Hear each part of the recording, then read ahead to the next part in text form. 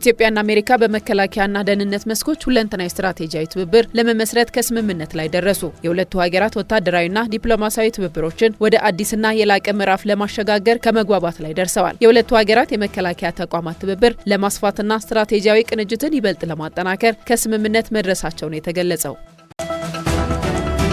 በበጀት ዓመቱ የማዕድን ዘርፉን የወጪ ንግድ ገቢ ከማሳደግ ባለፈ ከውጭ የሚገባውን የኢንዱስትሪ ግብዓት የመተካት ስራ ተጠናክሮ ይቀጥላል። የማዕድን ሚኒስቴር እንዳስታወቀው በ2018 በጀት ዓመትም በሀገሪቱ ታሪክ የመጀመሪያ የሆነውን $5.7 ቢሊዮን የውጭ ንግድ ገቢ ከማዕድን ማግኘት ተችሏል። በተያዘው በጀት ዓመትም ከወርቅ በተጨማሪ በተመረጡ የማዕድን ዘርፎች ላይ በማተኮር የዘርፉን የውጭ ንግድ ገቢ $6.7 ቢሊዮን ለማድረስ ግብ ተይዞ እየተሰራ መሆኑ ተነስቷል።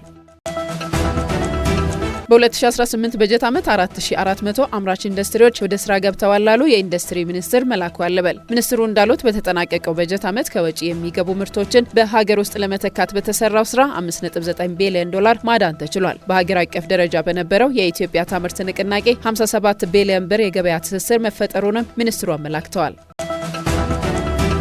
ሀገራዊ የምክክር ጉባኤ በኢትዮጵያ የትርክት ልዩነቶችን በማጥበብ ለጠንካራ ሀገረ መንግስት ግንባታ ትልቅ እድል ፈጥሯል ላሉ ተመካካሪዎች ምክክሩ ትርክቶችን በማስተካከል ትላንት የጎደለውንና ያጋጠመውን ስህተት ነገ በድጋሚ እንዳይከሰት ለማድረግ ከፍተኛ አስተዋጽኦ እንደሚኖረው አብራርተዋል።